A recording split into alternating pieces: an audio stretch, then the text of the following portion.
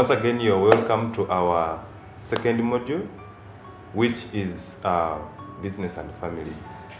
My name is Isiko Titus, and I'll be taking you through this module. Now, this is a critical area that sometimes leads to failure of businesses, especially small businesses that women do. Remember, in our segment, we are now going to talk about business and family. And now this specifically goes to the trainer. When you're handling such a topic, you may need to find out from the participants, what ideas do they have about family? If someone says family, what do they understand by the word family? And then business, what do they understand by the word business? And then you actually write all their ideas on the flip chart, and every idea they actually write, you just have to make them feel like they're at home and they appreciate themselves. Just even if there is an idea that actually is not really that much good, you kind of blend it to make it sound like, yeah, it is the best description of a family or a business. And then after that, you're going to ask them the relationship between business and family. And then you will still write down their ideas. What do they know? It's the relationship between business and family. And then secondly, you can ask those that actually have ever done any small business, how if their businesses pay them a salary or not. In most cases, they'll tell you, no, my business doesn't give me a salary. The salary I know I get is when I am able to buy food for my children, when I'm able to pay off rent and those other things. But in most cases, you want to stress the point that a business actually gives you a salary. Now, most of the women actually learn, I'm talking about participants where you have women and men. Now, here we have two visuals. This one is particularly for the women, if you're handling women, and this one is for the men. Now, you give this visual to every participant, and then after giving it to them, you let them take off time, like maybe 2 to 3 minutes, to interpret the picture. They will tell you sorts of things and many others. But remember, our main topic is to make a distinction of a family and a business. Now here you have, they will tell you so many ideas, and please take them as very, very relevant. But when you're explaining to them, you have to tell them that, when you're running a business, you're divided up into two personalities. One is you're part of your family, and then another, you're part of the business. Now, if you're a woman and you're running your business, when you look at this woman, she came and asked money from, let's say, a friend who was running a business. And this woman, you see the face? She's very tough. And then she's like, no, I can't give you money. But if you come next time when my business has given me a salary, I'm very sure I can do whatever I can to, let's say, to see if I can give you any money that I will have gotten from my business as salary. So now the next day or after 2 days or after a week, this woman comes back. And she's like, Auntie, you said at the end of the month, your business is going to give you a salary, and you're probably going to give me some money to help me solve my problem. Now this woman comes, she puts on a smile, and she's also happy, and then she's giving her money. So then you kind of stress the point that you must not get money from the business to give to a friend. But you can use the salary that the business gives you to give to a friend. And that is what exactly you see. To give to a friend actually, or a relative, And this is what you see here.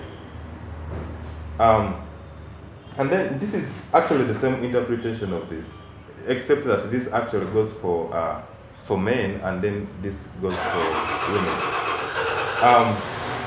Now, in most of the developing countries, particularly Uganda, this is just kind of a small plateau. We have, most businesses have been affected by the nature of our families, because we are from these extended type of families where you have so many responsibilities that actually take away money from us. But then it's important also to teach your relatives or your friends about your business. Let them know about it. Okay. Then after this, you now can give out this. This is another handout that each participant has to get. You still ask them the same question. How best can they interpret this? You have a woman, she's breastfeeding a baby, and then here, but this is now the real meaning of it, but let them give you their ideas, and then at the end of the day, of course, you'll be the one to explain it to them, what it really means. You have a woman breastfeeding a baby, and then here, this woman is giving money to the boy to go to school. Now the boy goes to school, maybe probably finishes university or has gone through a vocational course and has gotten a job. He comes back and gives mommy some money. Yeah. Now, this is no different. It's not any different from a business. In most cases, when you're starting a business, I mean, you kind of ask them, how many of you have given birth to children? If let's say you didn't care much about them, wouldn't they get sick really? Wouldn't they get diarrhea? See? So that means you have to really, really take good care of your baby. So the same interpretation for the business, especially when it's starting. You have to give it much attention and care, just like a baby that you're breastfeeding at that young age. And then, at the end of the day, if this business is taken good care of, you will start getting some profits. Now remember, we actually insist that a businessman or an entrepreneur must not take money, must not actually touch on the operating capital. Remember that. But now here, you have, this is now another interpretation of the business. The business has kind of matured to some level as you see the child, and this woman has been able to get some profits. Now from the profits, she uses the money to reinvest into the business, and the business is actually growing and growing. Now at the end of the day, this business will actually take good care of the woman who actually is running it. In that, she will start getting a salary that she will pay actually herself, and then take care of other basic needs in the home. But they really need to interpret this to first of all get ideas of what it means to them, and then you kind of explain to them just like the way I've tried to explain it. And then remember, we said you have to teach your relatives or your family about your business. Now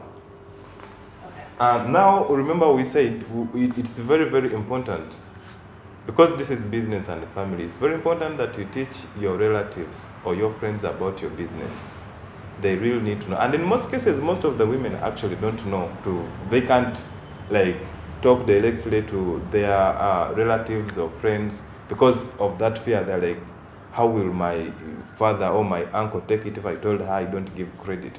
Now, in most cases, you're going to use this visual information, and the same thing, you give it out. You give it to them, and the idea is they need to know what happens if you give out credit, especially to a relative or to a friend, when you're running a business.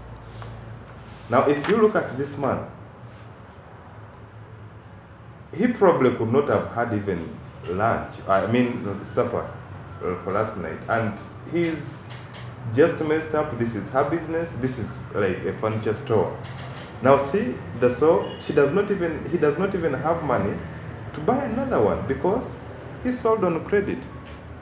He has rats, and rats are the most in families where hygiene is poor.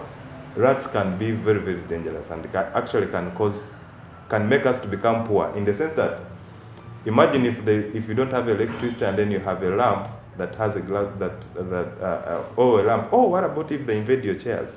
That means they will actually get you into expenses that you've not planned for, and you'll be taking away money from the business. So now you see this man, he has rats, the chair is broken, everything is just messed up. He does not even have shoes, you see. And this is exactly, you actually stress it. This is exactly what happens when you sell on credit. You don't have money to take care of your family. You don't have money to reinvest into the business. You don't even have money for emergencies. Yeah. Now, this you can tell the women, those that cannot teach their relatives or friends directly, that, hey, you know what, I don't give credit in my business. You can encourage them to hang it on their stalls, such that if somebody comes, they will actually read it, if they actually know to read. Or if not, they will ask, Auntie, what is that? What does that mean? Because you have taught this woman, she'll be able to explain. And then that means this other person, even if he actually had come with the intentions of taking something on credit, chances are that he might not. So then secondly, you also now bring out this. Now see this fat guy? For us in Africa, if you're fat, it's associated to living a good life, you have the money, and everything is just fine. Now, ask them, what do they understand by this? What interpretations can they make if they look at this picture? See? They'll tell you so many things, but you have to stress the fact that when you don't give out credit and you sell on cash, you will have money to invest into the business, and the business will actually even grow. You know, you will have money to take care of yourself and also buy whatever is necessary for your business. Now the same thing. Let them hang this on their stalls, such that people can come and see. If they can't read this, they will ask their aunties or their aunties, what is this? And this auntie will be able to explain that, you know what, this is exactly what happens if I sell on cash and I don't give out credit.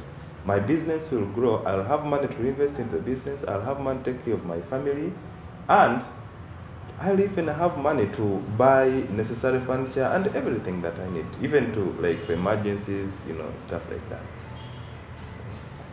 Now, for those that actually can read, especially in the busy community where there are many people that you think have gone to school and they can read, it's important that you give out this.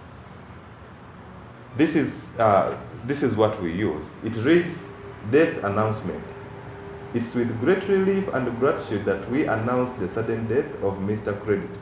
Until his death, he was responsible for business distortion and failure. He's survived by bounced checks, unpaid invoices, unfulfilled promises, lame excuses, endless tomorrows. Kindly do not remind us of Mr. Credit, for he will hurt us. May his soul rest in peace. So this actually marks the end of our second module, remember, which was business and family. Thank you for watching.